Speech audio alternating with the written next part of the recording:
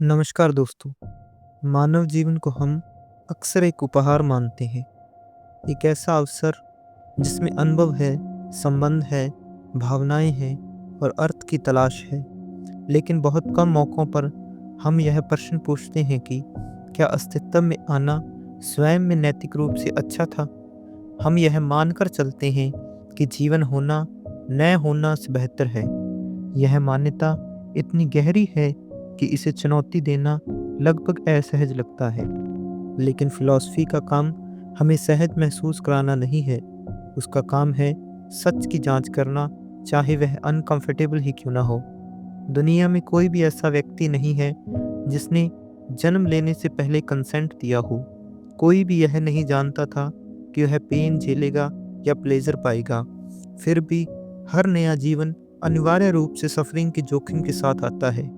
बीमारी, असफलता, मानसिक पीड़ा, हानि और अंततः मृत्यु, ये सभी अस्तित्व के साथ स्वतः ही जुड़ जाते हैं। आज का यह लेक्चर एक ऐसे ही विचार को एक्सप्लोर करता है जो हमारे सबसे बुनियादी असम्पशंस को चुनौती देता है। यह विचार है एंटीनेटलिज्म और इसके सबसे प्रभावशाली आधुनिक प्रतिपादकों में से एक हैं डेविड बेंटा। उनकी पुस्तक better never to have been the harm of coming into existence एक रेडिकल दावा करती है कि अस्तित्व में आना स्वयं में एक मॉरल हार्म हो सकता है। यह किताब यह नहीं कहती कि जीवन में कोई प्लेजर नहीं है। यह यह नहीं कहती कि लोग कभी खुश नहीं होते, बल्कि यह पूछती है क्या प्लेजर की उपस्थिति पेन की अनिवार्य संभावना को नैतिक रूप से जस्टिफाई कर सकती है। डेविड बेंटर का सेंट्रल आर्गुमेंट एक गहरे फिलोसफिकल स्ट्रक्चर पर आधारित है जिसे जाना जाता है एसिमेट्री आर्गुमेंट के नाम से। यह तर्क प्लेजर और पेन को एग्जिस्टेंस और नॉन एग्जिस्टेंस के संदर्भ में एक असमान नैतिक स्थिति में रखता है। यह लेक्चर आपको स्टेप बाय स्टेप उस रीजनिंग तक ले जाएगा जहां हम समझेंगे कि क्यों पेन की अनुपस्थिति हमेशा अच्छी मानी जाती है, लेकिन प्लेजर की अनुपस्थिति को बुरा नहीं माना जाता जब कोई अस्तित्व में ही नहीं है।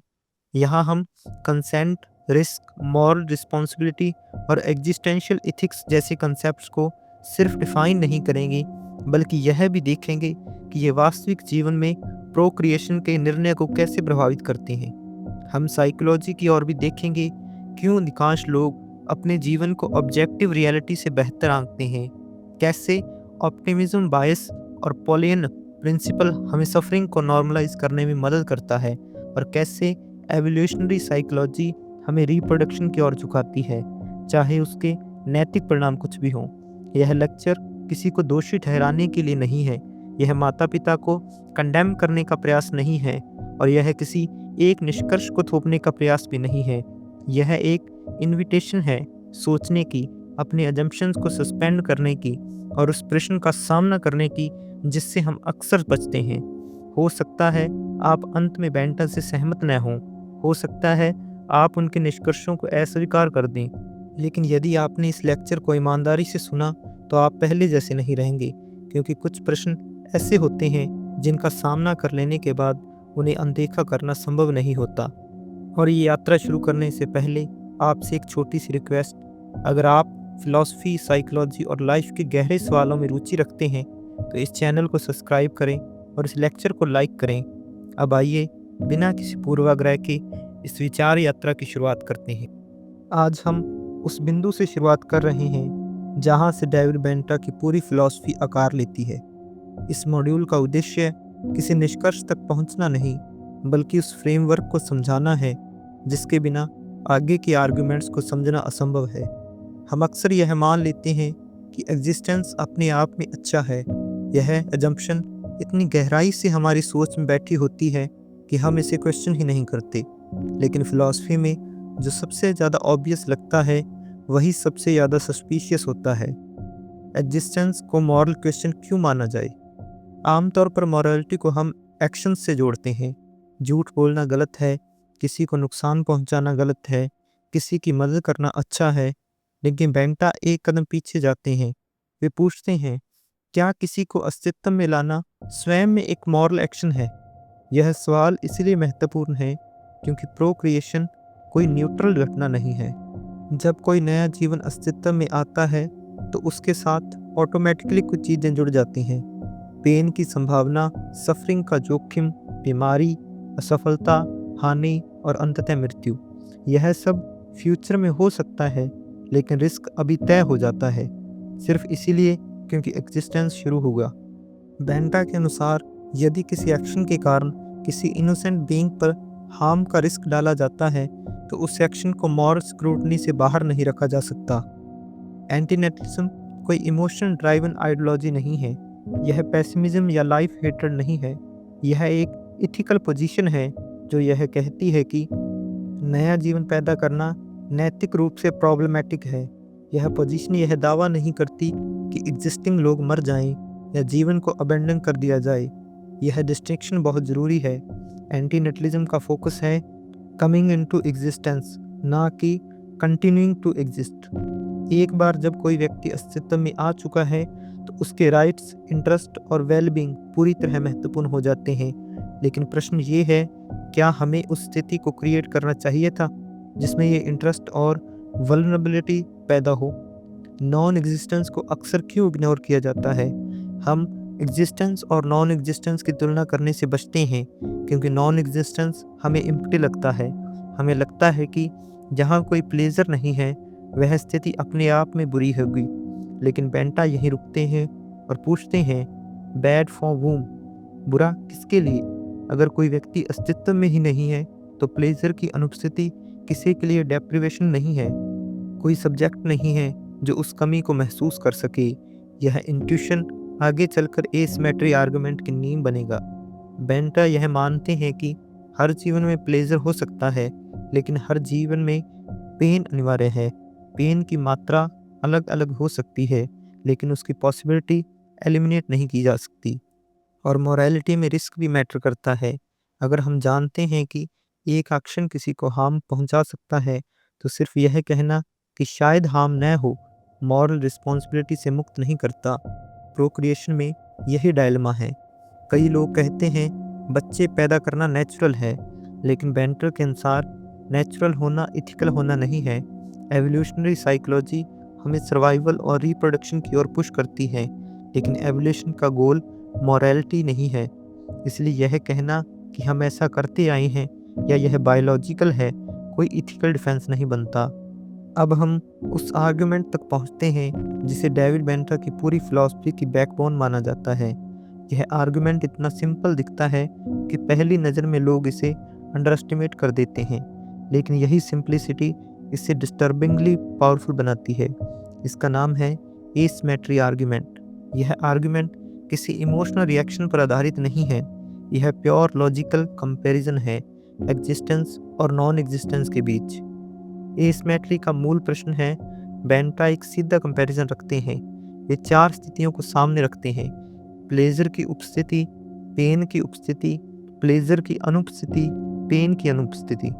अब सवाल ये नहीं है कि एग्जिस्टेंस में क्या होता है, सवाल ये है कि एग्जिस्टेंस और नॉन एग्जिस्टेंस की तुलना में इन चारों की मॉरल वैल्यू क्या है। एग्जिस्टेंस की स्थिति, जब कोई व्यक्ति अस्तित्व में आता है, प्लेजर की उपस्थिति आमतौर पर अच्छी मानी जाती है, पेन की उपस्थिति आमतौर पर बुरी मानी जाती है। इस पर लगभग सभी सहमत होते हैं, यहाँ कोई कंट्रोवर्सी नहीं है। नॉन एग्जिस्टेंस की स्थिति में अब आते हैं उस हिस्से पर जहाँ इंट्यूशन अनकंफर्टेबल होने लगती है। जब कोई व्यक्ति अस्तित्व में नहीं है तो पेन की अनुपस्थिति अच्छी मानी जाती है। यह पॉइंट ज़्यादातर लोग मान लेते हैं। हम कहते हैं कम से कम उसने सफरिंग नहीं झेली। लेकिन अब आता है एसिमेट्री का कोर। प्लेजर की अनुपस्थिति बुरी नहीं मानी जाती जब कोई ऐसा व्यक्ति ही नहीं है जो उस प्लेजर से वंचित हुआ हो। यही इम्बैलेंस पैदा होता है। एसिमेट्री को सरल उदाहरण से समझते हैं। कल्पना कीजिए एक ऐसा बच्चा जो कभी पैदा ही नहीं हुआ। वह बीमारी से नहीं गुजरा, किसी लॉस का अनुभव नहीं किया, किसी मानसिक पीड़ा से नहीं टूटा। हम इसे इंस्टीट्यूशनली अच्छा मानते हैं। अब कोई कहे लेकिन उसने प्लेजर भी तो मिस किया। यह बेंटा पूछते हैं किसने मिस किया? नॉन एग्जिस्टेंस में कोई सब्जेक्ट नहीं है जिसके इंटरेस्ट फ्रस्ट्रेटेड हों, इसलिए प्लेजर की अनुपस्थिति किसी के लिए हार्म नहीं बनती, लेकिन पेन की अनुपस्थिति फिर भी अच्छी मानी जाती है। यही एसिमेट्री है। मॉरल इम्बैलेंस कैसे बनता है? एग्जिस्टेंस लाने पर प्लेजर मतलब पॉसिबल अच्छा, pain granted risk. Non existence में पेन ग्रांटेड एब्सेंस है, प्लेजर एब्सेंस लेकिन कोई विक्टिम नहीं है। इस कंपैरिजन में एग्जिस्टेंस कभी क्लियर मॉरल एडवांटेज नहीं देती। यह बहुत इंपॉर्टेंट पॉइंट है। बेंटा यह नहीं कहते कि एग्जिस्टेंस हमेशा बुरा है एक्सपीरियंस के स्तर पर। वे यह कहते हैं कि मॉरल एवोल्यूशन के स्तर पर नॉन एग्जिस्टेंस को प्रेफर करने के स्ट्रॉन्ग रीजंस हैं। यह ऑब्जेक्शन बहुत कॉमन है कि life has more pleasure than pain, लेकिन बेंटा यहाँ कहते हैं यह ऑब्जेक्शन इररेलेवेंट है क्योंकि एसिमेट्री आर्गुमेंट क्वांटिटी कंपेयर नहीं करता, यह प्रेजेंस और एब्सेंस की मॉरल वैल्यू कंपेयर करता है। भले ही किसी के जीवन में 90% प्लेजर हो और 10% पेन, वह 10% पेन एक ऐसी व्यक्ति पर थोपी गई है जिसने कंसेंट नहीं दिया, जबकि नॉन एग्जिस्टेंस में कोई प्लेजर मिस करने वाला कोई व्यक्ति ही नहीं है। यहाँ कंसेंट क्वाइटली एंटर करता है, एग्जिस्टेंस इम्पोज किया जाता है, नॉन एग्जिस्टेंस इम्पोज नहीं करता। और इथिक्स में इम्पोज्ड रिस्क हमेशा प्रॉब्लमेटिक होता है, खासकर तब जब बेनिफिशियरी और सफरर एक ही व्यक्ति हों जो कभी कंसेंट दे ही नहीं सकता था। एसिमेट्री सहज रूप से अनकंफर्टेबल लगती है क्योंकि हम एग्जिस्टेंस बाइस्ड हैं, हम ऑलरेडी एग्जिस्ट करते हैं, इसलिए हम पीछे मुड़कर सोचते हैं अच्छा हुआ मैं पैदा हुआ। लेकिन बेंटा कहते हैं यह हिंडसाइड बाइस है। जो व्यक्ति एग्जिस्ट ही नहीं करता वह कभी यह नहीं कहेगा काश मैं पैदा होता, लेकिन जो एग्जिस्ट करता है वह पेन के बावजूद एग्जिस्टेंस को जस्टिफाई करने की साइकोलॉजिकल ज़रूरत महसूस करता है। अर्थात पेन की अनुपस्थिति हमेशा अच्छी मानी जाती है, प्लेजर की अनुपस्थिति नॉन एग्जिस्टेंस में बुरी नहीं होती। एग्जिस्टेंस पेन का रिस्क इम्पोज करता है, नॉन एग्जिस्टेंस किसी को हार्म नहीं करता। और यही इम्बैलेंस एंटीनेटलिज्म की इथिकल फाउंडेशन बनाता है। अब अगला लॉजिकल कदम है यह समझना कि अगर एग्जिस्टेंस मॉरल रिस्क है तो प्रोक्रिएशन को हम कैसे एवेल्यूएट करें। अब तक हमने यह समझ लिया है कि एसिमेट्री आर्गुमेंट एग्जिस्टेंस और नॉन एग्जिस्टेंस के बीच एक मॉरल इम्बैलेंस दिखाता है। अब हम इस इम्बैलेंस को एक कॉन्क्रीट ह्यूमन एक्शन से जोड़ेंगे, प्रोक्रिएशन। यह इमोशनली सेंसिटिव हो सकता है, लेकिन हमारा उद्देश्य जजमेंट देना नहीं है बल्कि इथिकल क्लैरिटी हासिल करना है। अक्सर प्रोक्रिएशन को एक प्राइवेट, पर्सनल या नेचुरल डिसीजन माना जाता है, लेकिन बेंटा पूछते हैं अगर किसी एक्शन के कारण एक नया बीइंग पेन, सफरिंग और डेथ के जोखिम में डाला जाता है तो क्या वह एक्शन मॉरल स्क्रूटनी से बाहर रह सकता है। प्रोक्रिएशन किसी एग्जिस्टिंग व्यक्ति को अफेक्ट नहीं करता, यह एक ऐसा एक्ट है जो एक वनरेबल सब्जेक्ट को क्रिएट करता है। यही इसे मॉरली यूनिक बनाता है। मॉरल रिस्क का अर्थ यह नहीं है कि हार्म ज़रूर होगा, इसका मतलब है जानबूझकर किसी को ऐसी स्थिति में डालना जहां सीरियस हार्म संभव है बिना उसकी अनुमति के। हर जीवन में शारीरिक पेन, मानसिक suffering, emotional loss, existential anxiety, इनमें से कुछ ना कुछ अनिवार्य रूप से होगा। इस रिस्क को एलिमिनेट करने का कोई तरीका नहीं है। एथिक्स में कंसेंट बहुत फंडामेंटल कंसेप्ट है। हम किसी एडल्ट पर भी मेडिकल रिस्क इम्पोज नहीं करते बिना उसकी अनुमति के, लेकिन प्रोक्रिएशन में कंसेंट लॉजिकली इम्पॉसिबल है क्योंकि कंसेंट देने के लिए एग्जिस्टेंस पहले चाहिए।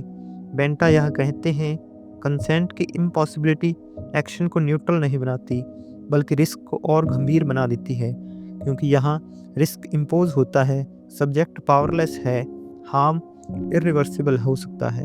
एक बहुत कॉमन डिफेंस दिया जाता है कि बच्चा बाद में खुश होगा, लेकिन बेंटा इसे रिजेक्ट करते हैं क्योंकि इथिक्स फ्यूचर सेटिस्फेक्शन पर नहीं, करंट जस्टिफिकेशन पर आधारित होती है। कोई भी यह गारंटी नहीं दे सकता कि लाइफ नेट पॉजिटिव होगी, और अगर लाइफ पॉजिटिव भी हो जाए तो भी यह उस रिस्क को मॉरली जस्टिफाई नहीं करता जो बिना कंसेंट के इम्पोज किया गया हो। बेंटा एक थॉट एक्सपेरिमेंट का उपयोग करते हैं कि कल्पना कीजिए आप किसी और के बिहाफ पर एक गैम्बल खेल रहे हैं। अगर आप जीतते हैं तो आपको कोई मॉरल फ्रीज नहीं मिलेगा, लेकिन अगर आप हारते हैं तो आप रिस्पॉन्सिबल होंगे। प्रोक्रिएशन भी ऐसा ही एक गैम्बल है, डिफरेंस बस इतना है कि यह गैम्बल एक्सट्रीमली हाई स्टेक का है और सब्जेक्ट ने इसमें भाग लेने के लिए कभी सहमति नहीं दी। एक और ऑब्जेक्शन यह है कि प्लेजर पेन को कंपनसेट कर देता है। लेकिन बेंटा कहते हैं कंपनसेशन तभी मीनिंगफुल होती है जब किसी को नुकसान पहुंचाने से पहले उससे एग्रीमेंट ली गई हो। आप किसी इनोसेंट व्यक्ति को चोट पहुंचाकर बाद में उसे रिवार्ड देकर उस हार्म को जस्टिफाई नहीं कर सकते। अक्सर कहा जाता है अगर आप बच्चा नहीं पैदा करते तो आप उसे जीवन के सुखों से वंचित कर रहे हैं।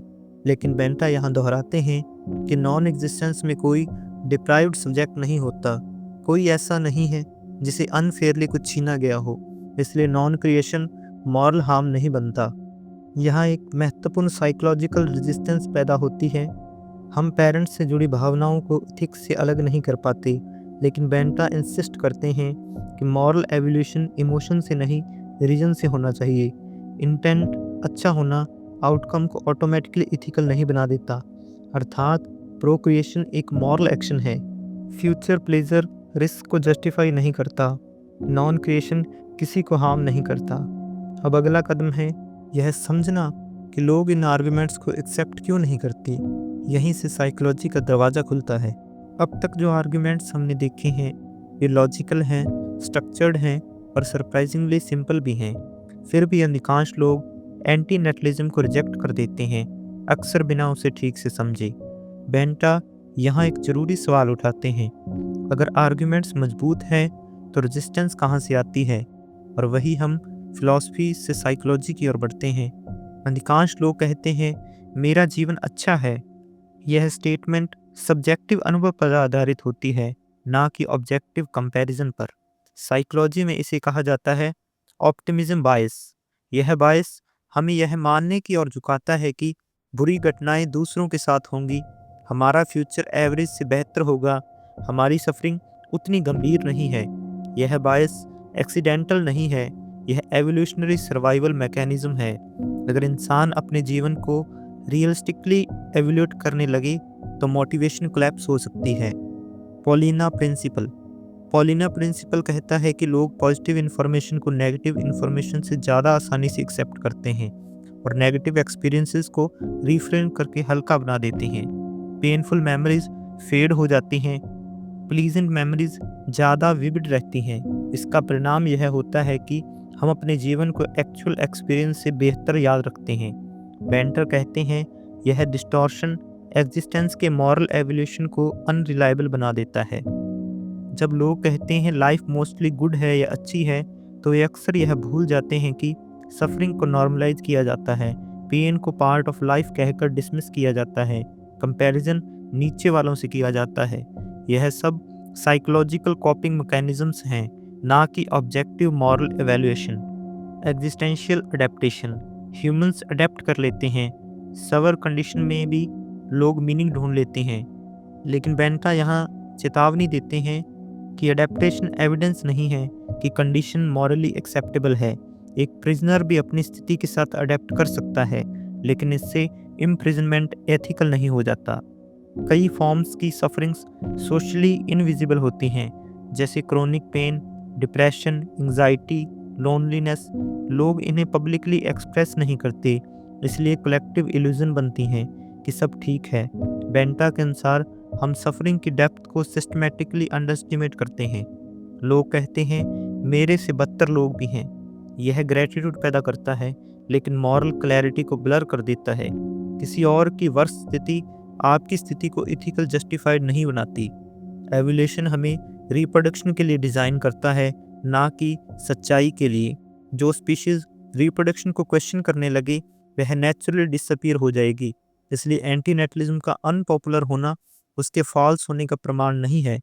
बेंटा यह नहीं कहते कि साइकोलॉजिकल डिनाइल बुरी चीज़ है, वह कहते हैं कि यह सर्वाइवल के लिए यूजफुल हो सकती है, लेकिन फिलॉसफी के लिए अनरिलायबल है।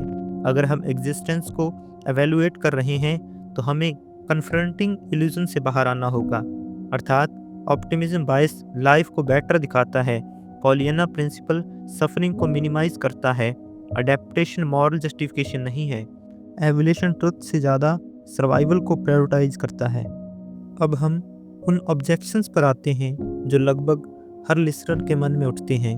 बेंटा इन ऑब्जेक्शंस को इग्नोर नहीं करते, वे उन्हें सीरियसली लेते हैं और सिस्टमेटिकली जवाब भी देते हैं। पहला ऑब्जेक्शन है लाइफ है जॉय, ब्यूटी एंड मीनिंग। यह शायद सबसे कॉमन ऑब्जेक्शन है।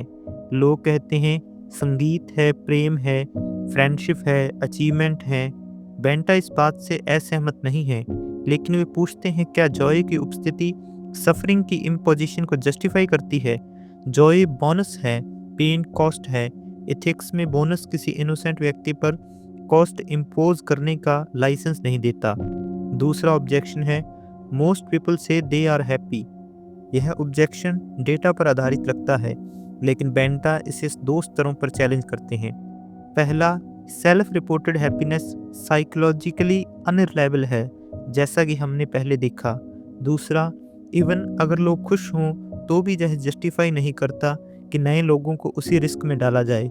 किसी एग्जिस्टेंस व्यक्ति की सेटिस्फेक्शन फ्यूचर पर्सन के बिहाव पर डिसीजन लेने का अधिकार नहीं देती। अगला ऑब्जेक्शन है सफरिंग इज सब्जेक्टिव। यह कहा जाता है कि pain person to person vary करता है। बेंटा इसका जवाब देते हैं सब्जेक्टिव होना मॉरल इररेलेवेंस नहीं बनाता। इवन माइल्ड सफरिंग भी अगर अननेसेसरी और अवॉइडेबल हो तो इथिकली प्रॉब्लमेटिक होती है, और प्रोक्रिएशन में सफरिंग अवॉइडेबल है नॉन एग्जिस्टेंस के जरिए। अगला ऑब्जेक्शन है लाइफ इज ए गिफ्ट।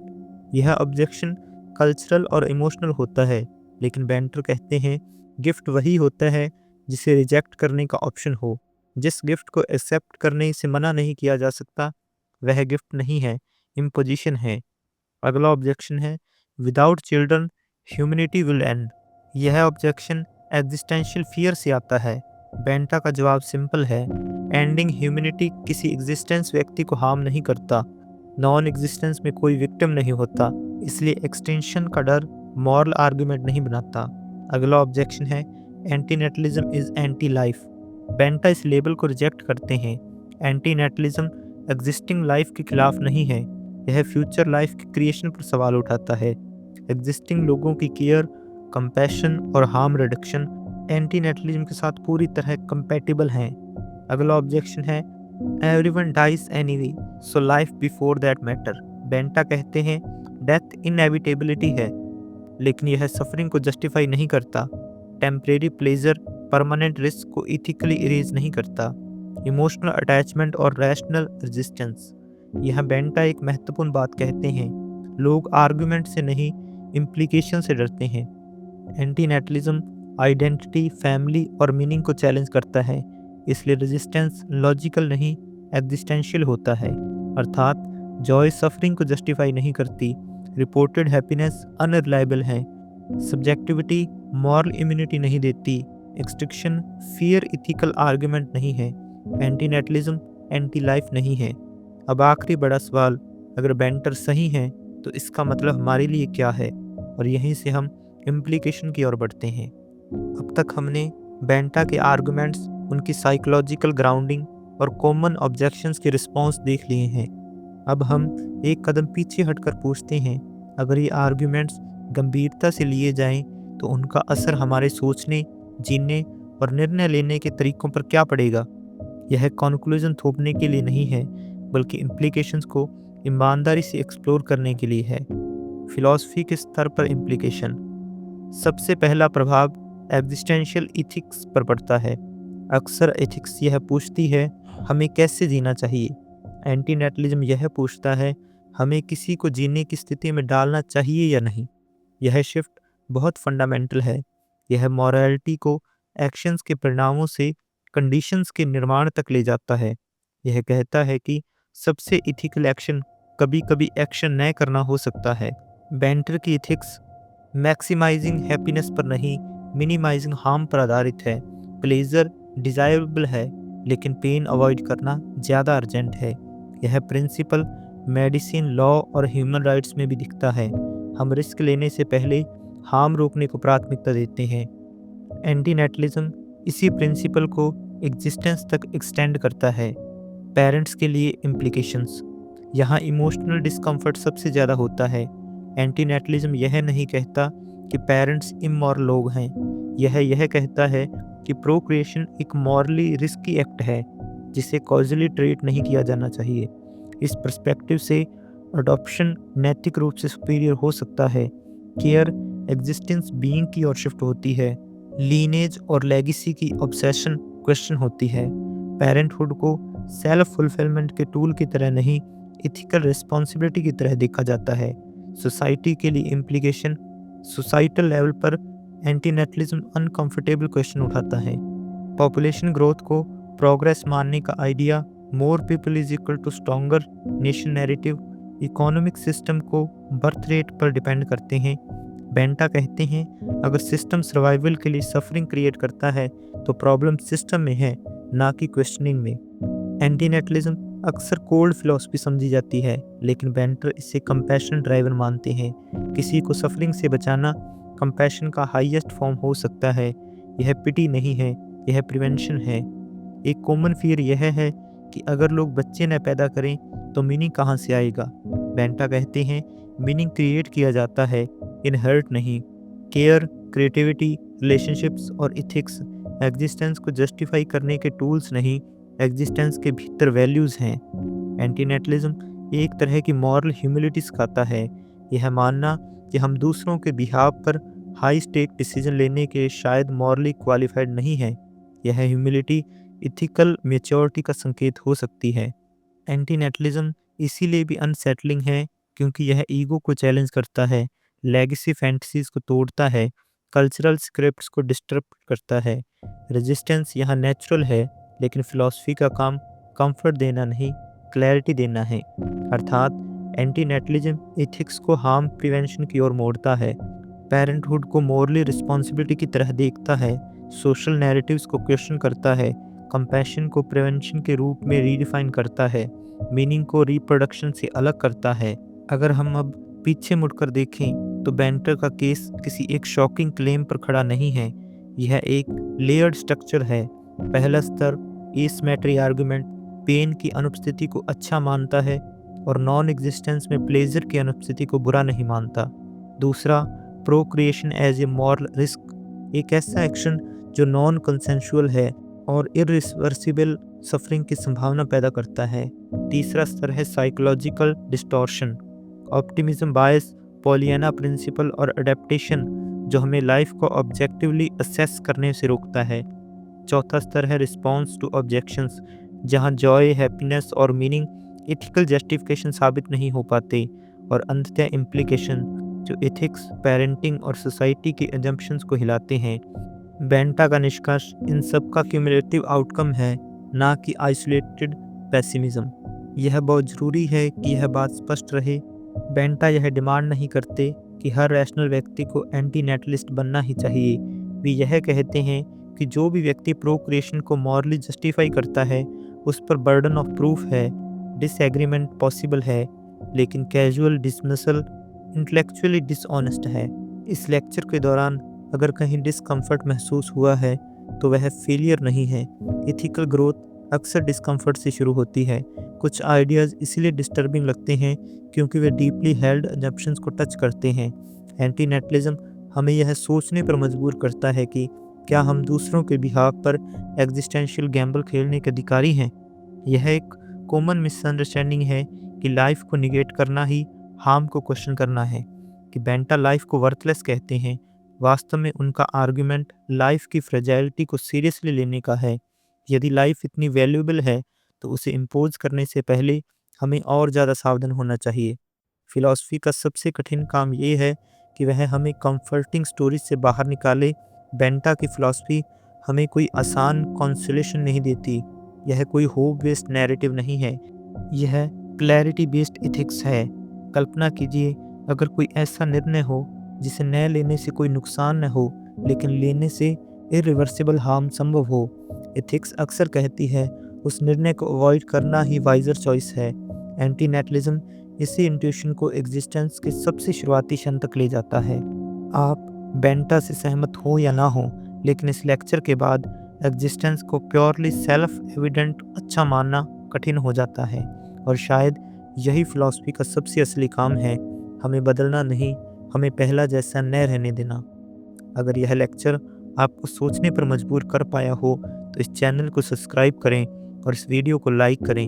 अपने विचार, सहमति, असहमति या सवाल कमेंट्स में साझा करें। यह कन्वर्सेशन यहीं समाप्त नहीं होती, यह वहीं से शुरू होती है जहाँ सर्टेनिटी खत्म होती है। धन्यवाद।